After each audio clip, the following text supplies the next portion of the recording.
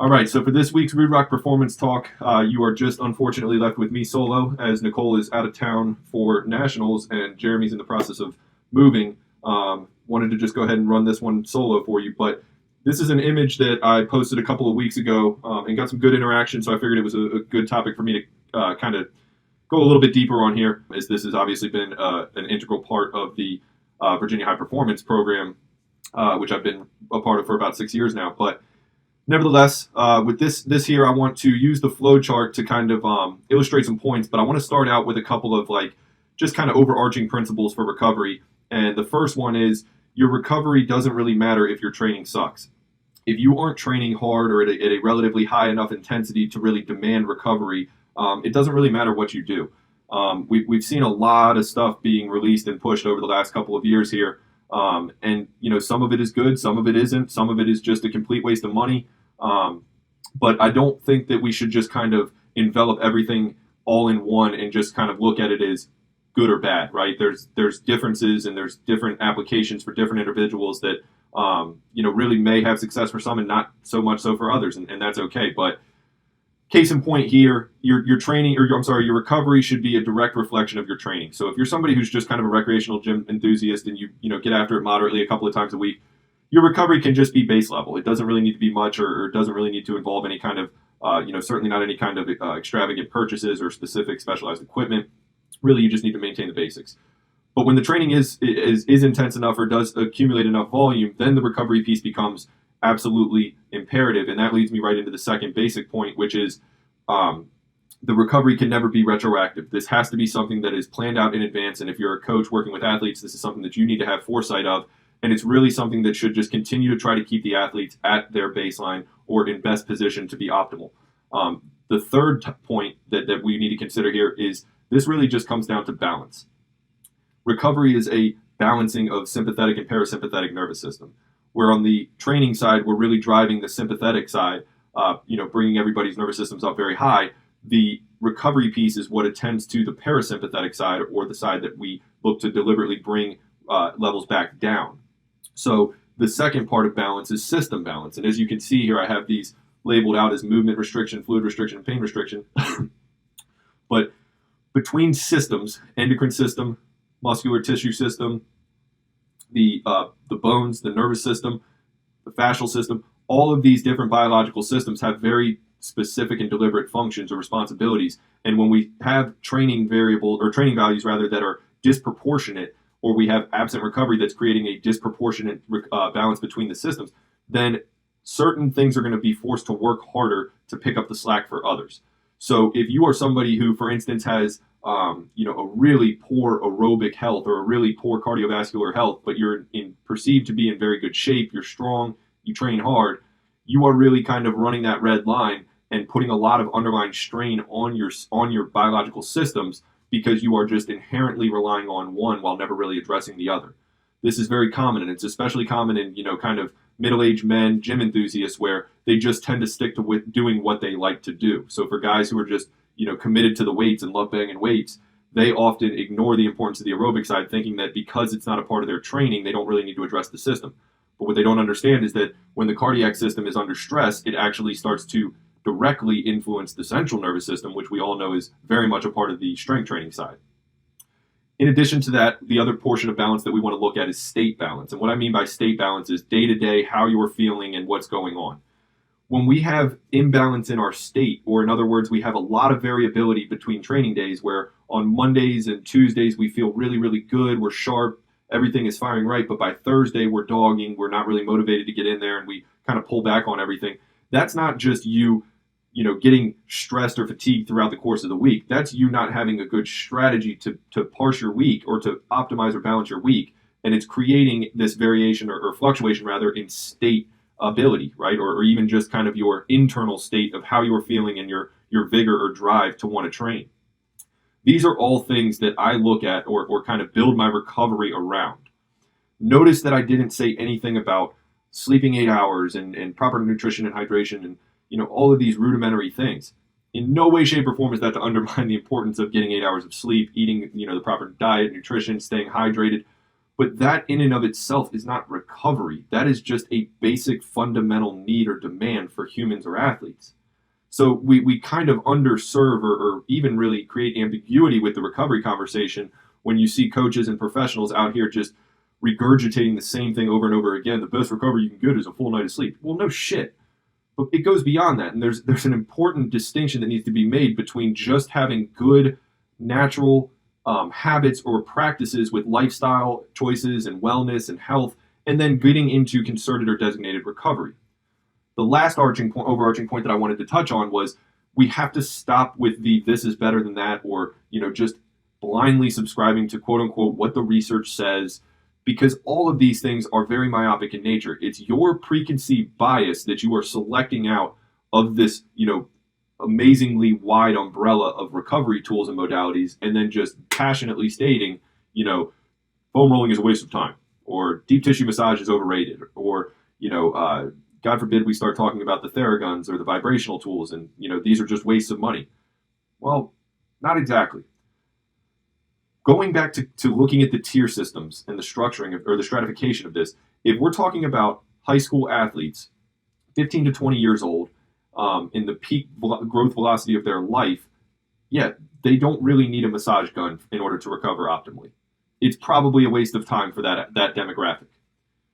Having deep tissue massage for a professional athlete in their ninth year of their career is probably going to be a make or break piece of their eligibility to play or to play through a full season.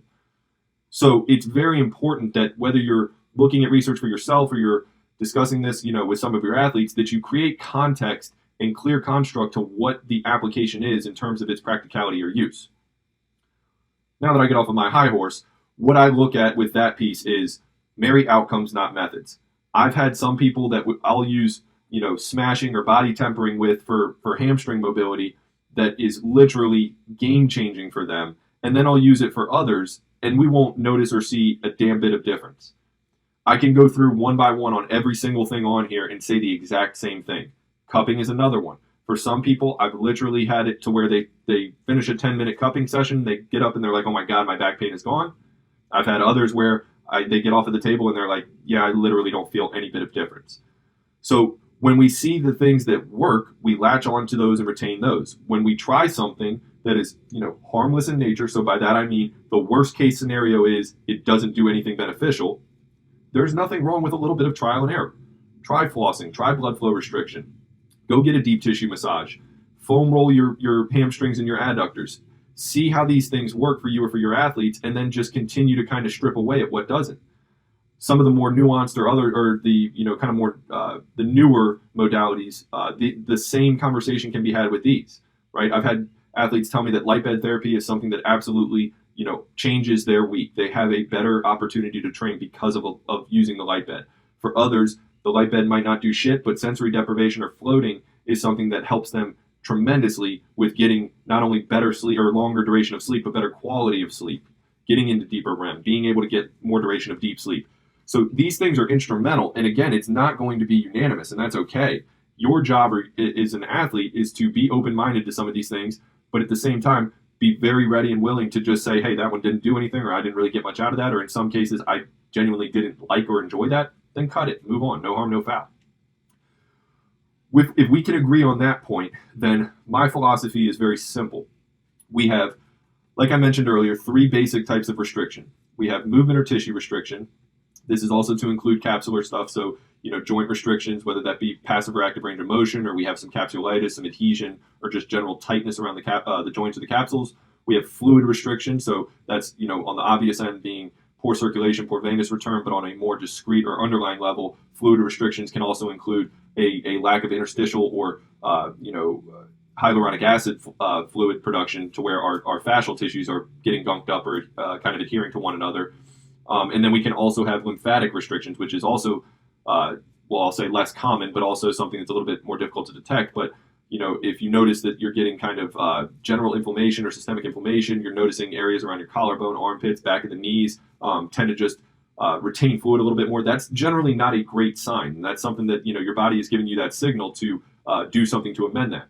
pain restriction being a little bit more self-explanatory, but pain restriction being kind of anything that includes movement or fluid restriction, and then anything that is outside of that. But when you go to do X, Y, or Z, you get negative pain loop or pain feedback, prohibiting you from being able to do so.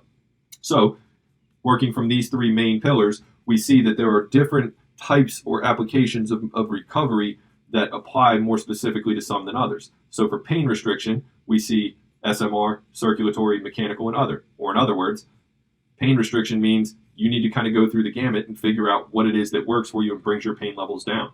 And again, I've had situations where almost everything that is listed over here to the right has worked or been helpful for them.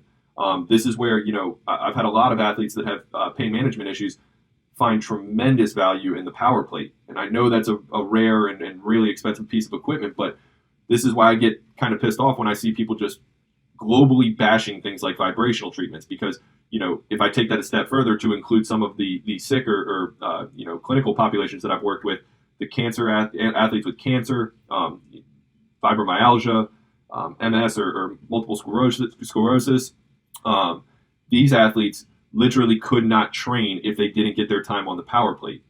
Coming back down to the lesser scale here, so athletes coming off of a meniscal tear or athletes dealing with chronic plantar fasciitis, the vibrational treatments have been absolutely critical for my ability to get on the floor and train hard with these athletes. So, again, we can't just generalize things and say that vibration is good or bad. It's got to be situational.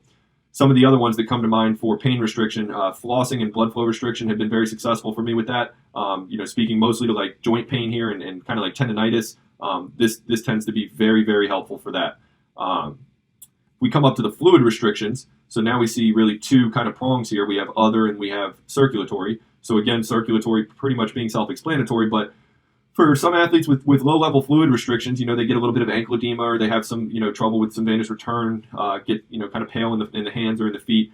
Sometimes it's as simple as just adding light aerobics to what they're doing. After finishing a training session, it's, a 15 or a 20-minute walk in the park. Sometimes it's, even as simple as 8 or 10 minutes on the bike, but just getting their aerobic system up to basic par sometimes can be all it's needed for fluid restrictions. Other times, in more severe cases, we go to things like cupping or for some people with like a lymphatic massage. And this is another one where when you have a medical condition or you have something that's, kind of outstanding on your medical or injury history, lymphatic massage is something that I would 100% recommend for you.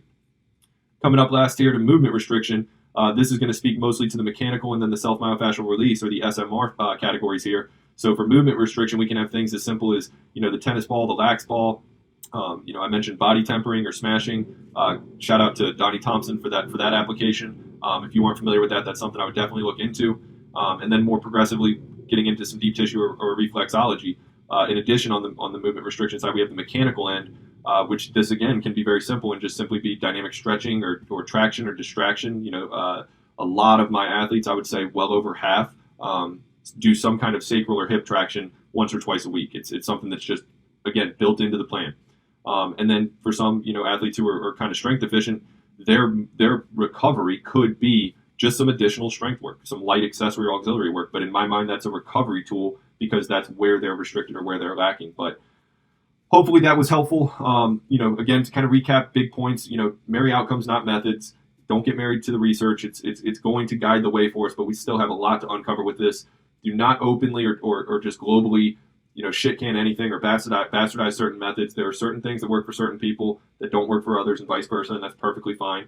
Identify where your restrictions are. If you're doing any kind of recovery work, especially some that gets to be, sophisticated or really start to, become kind of a demand of your training time, then make sure what you're doing is reflective of what you feel you need. Or, again, for coaches, same thing with your athletes.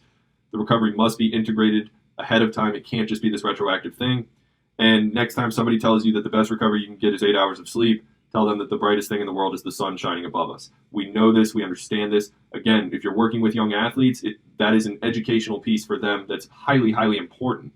But don't sell that as the only thing that's going to work or be necessary for them to recover, because a lot of those athletes kind of develop an adverse relationship. And then when it's really needed of them to get into some cupping or tissue work or vibrational treatment, they have this foundation of like, oh, well, anything that isn't 8 hours of sleep and vegetables and milk isn't actually recovery or necessary. Then they're starting to create a deficit for themselves. So be thorough, but be candid, but make sure that you're being fair to things that necessarily extend beyond your biases or preferences.